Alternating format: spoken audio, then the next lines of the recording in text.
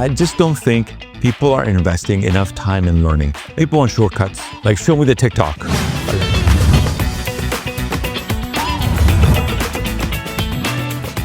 What if the bicycle enabled humans to do? Go further and faster. Well, it has finally arrived. Like 40 years later, it has finally arrived with these large language models. But in order for you to learn the bicycle, if you remember back to your youth, as a kid learning the bicycle, you had to wear first a helmet. You had to practice. You got embarrassed because you fell down, you got hurt a bit, or you got injured. But you had to invest in learning. And once you invested in learning, then you got really good, and now you don't have to think twice about learning how to ride a bike. It's the same thing with these AI tools.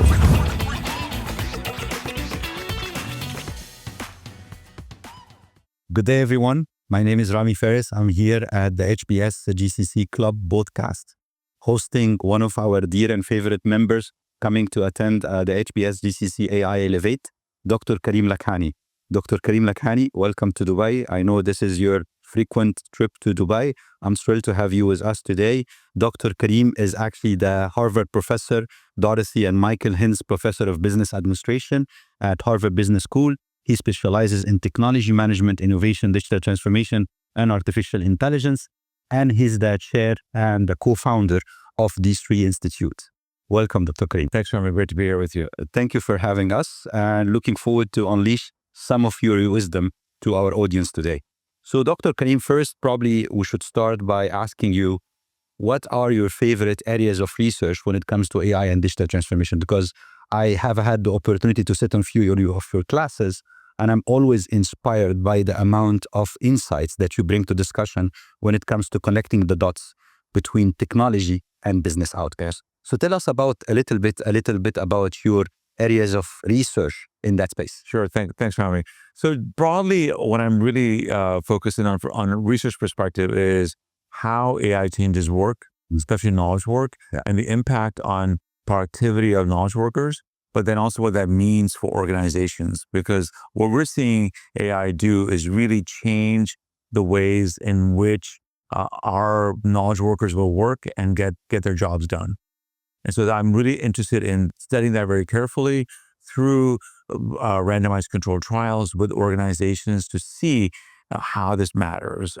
In many ways, think of what I do and what our team does is running drug studies, right? When you have a drug introduced in the marketplace in clinical practice, you want to have a control group and a treatment group, and you want to see what happens with the drug, without the drug, if the condition is relieved or not. We see AI as the same way. AI is being released into society, into organizations, and you want to understand its efficacy, its dosage, its productivity effects, its side effects, all the bad effects and so forth as well. And that's what our research is focused on. Very interesting. So you're a strong believer of the AI impact to society, business, organizations, as well as people. So having said that, one of the things that attracted my attention is the work that you have done in professional services space with BCG, showcasing the fact that potentially jobs are not going to be replaced by AI, but by someone using AI. Yes. Talk to us a little bit about this piece of employee productivity enhancements through AI. Yeah, so imagine what we sort of see repeatedly is that AI is a tool that changes people's cognitions, changes people's expertise, changes their skills. So our BCG study was focusing on basically entry-level consultants and what would happen when they would work with these tools. And we saw a pretty massive shift, a 40% improvement in performance in terms of doing their tasks. We also observed faster, so they were more productive as well, more efficient as well in their work. So they got more work done and they were faster.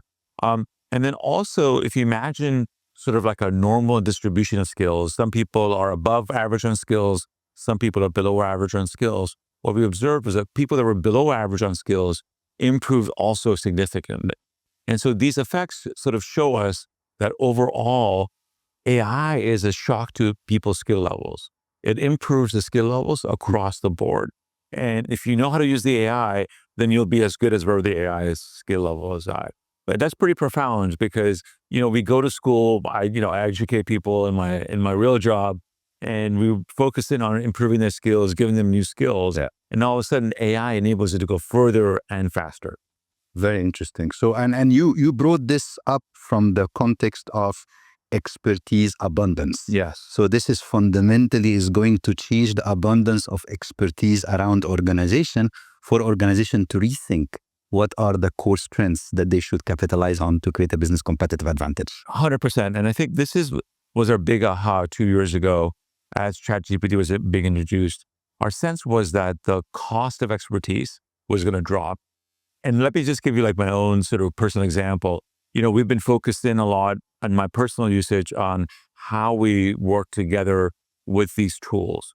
And I found myself that I can do more work that I'm not capable of doing on my own. For example, like I'm terrible at art, and now I can generate beautiful art through many of the AI tools that are out there. Sometimes I'm good at some things, but those are like sort of no joy work. So I can get all this no joy work done very fast as well.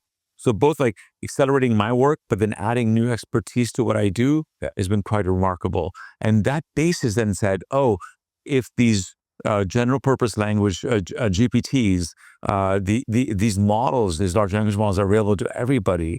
And now all of a sudden I'm an R&D worker and I get expertise from marketing from these tools. All of a sudden I've got access to these tools as well.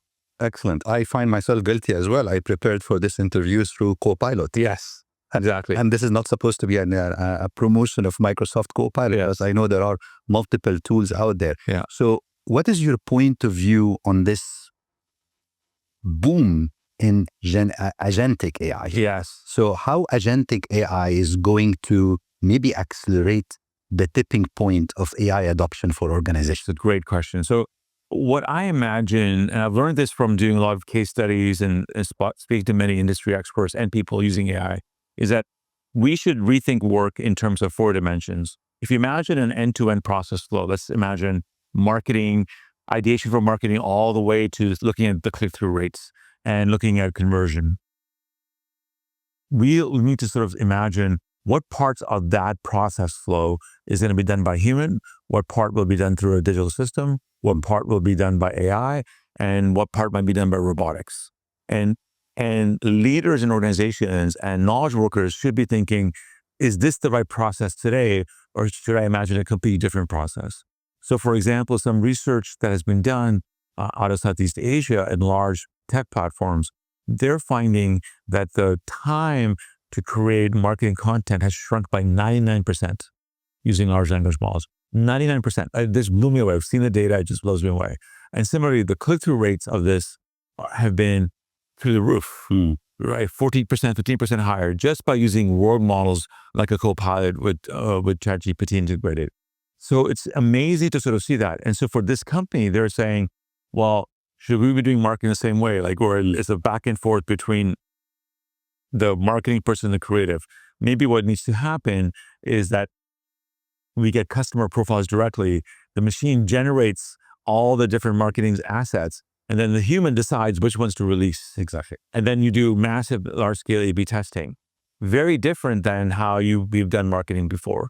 Same results in software development, same in finance, same in operation. Exactly. Amplifying human ingenuity. Exactly. Very good. So you touch base across multiple areas of AI impact. Yes. Let's maybe unfold some of the discussion points around the AI hazards. Yes. I know you bring it up to lots of your research outcomes when it comes to trust and governance. Yes. Give us your framework when it comes to the ethical AI adoption. Yes. You talked about arts. Arts can be, for example, exposed through deep fakes. Yes. So how can we mitigate some of those AI risks that potentially can put the organization into hazards of the AI adoption? Yeah. Look, I mean, I think what I would sort of say is that, first of all, what I say is that I think for companies and for leaders and for people thinking about AI adoption, you want to think costs and benefits.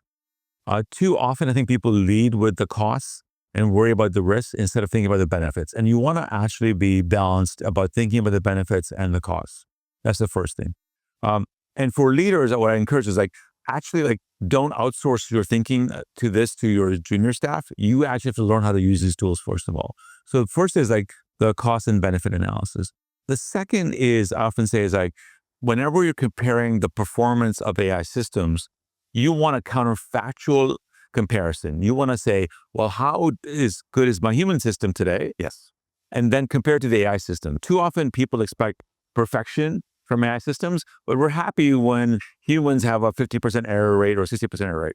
In fact, those error rates aren't even measured, right? In many human-led systems. So for example, I've gone deep dive. One of my students set up a dental AI company, and we were looking at how good are our dentists in diagnosing cavities and so forth. And what we discovered in a large trial in Germany, that the false positive rate, the false negative rate amongst dentists is about 55%. Wow. 55%. Yeah. Right? So then once you know that number, which means that they're missing cavities, right? Because they're just looking at your x-rays. So once you understand where the human performance is, then you can say, well, where's the AI performance at? So before we even talk about the ethical concerns, you want to be thinking about, we know that humans with AI will outperform humans without AI. And what we want to think about is like, what is the human counterfactual on its own? And then let's look at the human AI comparison and then do that. So that's the second point. Yeah. The third point is to then say, there are certain risks with AI systems. One is about hallucination, right? Second, it can be about adversarial attacks in these systems. Third is about their training data and how representative that is.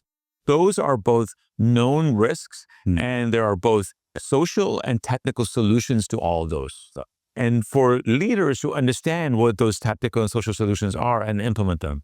Again, I really encourage leaders that come to our exec programs, that come to our MBA programs, look, invest in the learning. This is a new way of learning, a new way of thinking, and you have to invest in the learning. When people come to HBS, whether it be an exec program or an MBA program, they have to learn accounting. Yeah. Right? If we gave them a choice, they would say accounting is too boring. Why have to learn accounting and so forth? But we know that to run a proper business, you need to learn accounting. My sense is the same thing with data science and AI. Like you have to invest as a leader in learning about data science and AI, understand both the benefits and the downsides, and know what the mitigation strategies are. And you have to do it like every leader that goes through HBS, that does our long form exec programs, learns accounting. Yes. Right? We may insist on that. And our view is, and I'm actually launching a brand new data science and AI course for our required course curriculum in MBA. Soon it'll be required in all exec programs too. Yeah, that you all have to learn that as well, and that's part of what's needed. Very interesting. So basically, you talked about 3 core points: the cost-benefit analysis framework. Yes. Going back to basics, how to make decision making. Second is AI as a companion. Yes. On top of the shoulder of people to help them amplify and augment the decision process. And third is this concept of democratizing AI literacy. Yes. And I think you touched upon in one of your articles when you talked about the Moderna, right, which was one of the case studies that you taught us at Harvard Business School, talking about the AI Academy that Moderna has created. Because I think it's unstoppable now that AI need to be a democratized learning across all employees in the organization. Yeah. So if you remember, Ramy, it used to be when data science took off, a decade ago, people would have all of these AI use cases, right? And at Moderna, for example, there were 3,000 AI use cases. And there was no way the data science and AI team at Moderna could do all those 3,000 use cases. Now with generative AI, they've democratized the creation of hundreds of agents. In fact, Moderna has over 1,200 agents inside of the organization, done by their experts in finance and law, in marketing. In fact, the legal team at Moderna is the most advanced users of AI. Yeah, it's unbelievable, and they have unleashed all these agents. And the AI team can now focus on really high value R&D applications, and then all the process work, all the work that drives the organization can be done democratically by citizen developers. Yes, and so this is the true power. But the way to do that was to educate everybody on the power of AI, get them comfortable with it, understand the risks, understand governance, but then also the massive benefits that this unleashes. Very good, very good. And I think the Moderna case is an ultimate case to show that AI can create a business competitive advantage for organization. Moderna was the first to launch the COVID-19 vaccine. Exactly. Because they managed... With only 800 people in the organization. Exactly. So tell us a little bit from your multiple corporate discussions that you have, what are the key themes of challenge in AI adoption that organizations need to work for? Beyond the AI risks. Yeah, I would say there are 3 big challenges. The first is what I would sort of call the learning challenge. I just don't think people are investing enough time in learning. People want shortcuts, like show me the TikTok, 30 seconds. And I'm like, no, you actually have to learn. And the way I describe this is, Steve Jobs called the computer in the 1980s a bicycle for the mind. Okay. What did the bicycle enable humans to do? Go further and faster. Well, it has finally arrived, right? Like 40 years later, it has finally arrived with these large language models. But in order for you to learn the bicycle, if you remember back to your youth, as a kid learned a bicycle, you had to wear first a helmet, right? You had to practice. You got embarrassed because you fell down, you got hurt a bit, or you got injured. But you had to invest in learning. And once you invest in learning, then you got really good. And now you don't have to think twice about learning how to ride a bike. It's the same thing with these AI tools. Senior people, leaders that are in their 60s, 50s, 40s, 30s, 20s, have to invest in learning the bicycle for the mind. And too many companies and too many leaders are not investing. So I would say that's the first thing. The second thing is the usage. Like, you don't ride the bike once a day. You want to be riding this bike every day. So there's an adoption challenge. How do I now integrate this into my workflow, right? Me as a professional, I use it at least for 2 hours a day. If I sort of think about my usage of where I do on all my tasks that I do. So is there an adoption challenge? Can you actually adopt it so it becomes your companion? So there's an adoption challenge. The third bit is what I call the transformation challenge, which is basically, how do I rethink processes? Now that I have the superpower, should I be doing it the same way? Or should I be rethinking what should be done fully automatically? What should be done with human in the loop? What should be done with AI in the loop in my systems? And that is the third bit. And they're structured, they're layered, right? You first have to invest in the learning, then you have to invest in the adoption yourself, and then think about transformation. Very interesting. We cannot talk about all those AI benefits, organization adoption challenges without unfolding the discussion and picking your point of view on the sustainability impact of AI. Yes. I think environmental activists have been concerned about the energy consumption of the computational power required to power some of those AI models. What is your point of view on this on the long term? My sense is that this is transitory. So look, I look back to history. So imagine 1908 and the Ford Model T has been invented. It's come out of the lab from the factory, and now the cars are invented. Well, cars didn't have seatbelts, did not have headlamps, did not have roofs, right? Did not have all the safety features. And there's been steady engineering on both engine and performance and safety to make cars ubiquitous as we are along the way.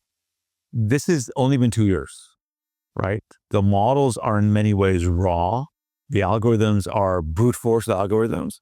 The computational has not been optimized. Remember, we took gaming systems, right? GPUs come from gaming and applied them to here.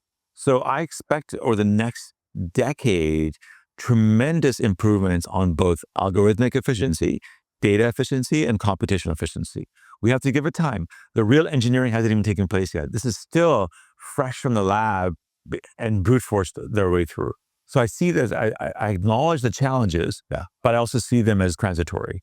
And, again, you would sort of say, if you did a straight line projection of the Ford Model T engine and said, now I want a 600 horsepower engine, you would need the engine the size of a city block, right? If you did the 1908 projection, right? And it'd be massively polluting. But the Ford, F-150 truck engines are highly efficient, right? Highly powerful in the same size.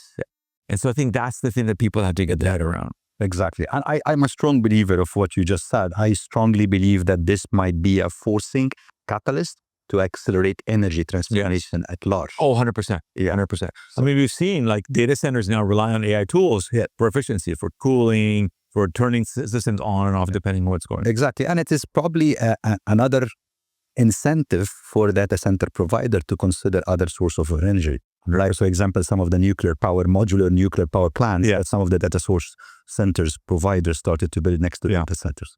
Very interesting discussion. So I know we're short of time, but I know that my audience want to take lots of your wisdom away. So if you are to leave our audience with a couple of advices for the leaders that are sitting behind those screens to take back to the organization as they accelerate and navigate the AI moment? Yeah. So I would first say, develop your personal learning plan on AI. Like, don't outsource it to your tech group. Don't outsource it to a junior person. Invest in the learning. That's the first bit I would say. The second thing I would say is, like, come join our online community. So we have, if you go to d3.harvard.edu, we've created a ton of content, a ton of material available for everybody to consume. So engage in the community, learn in a peer learning fashion.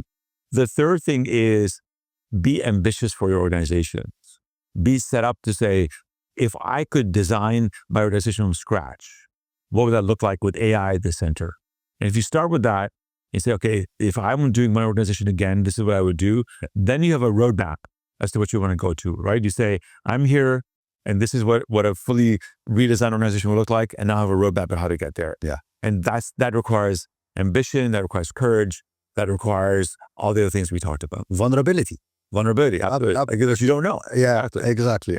Love it, Dr. Karim. So develop your personal learning plans, immerse yourself in the power of the wisdom of the crowd through institution like these three. I'm a strong believer in the lifelong learning that Harvard does provide to all of us.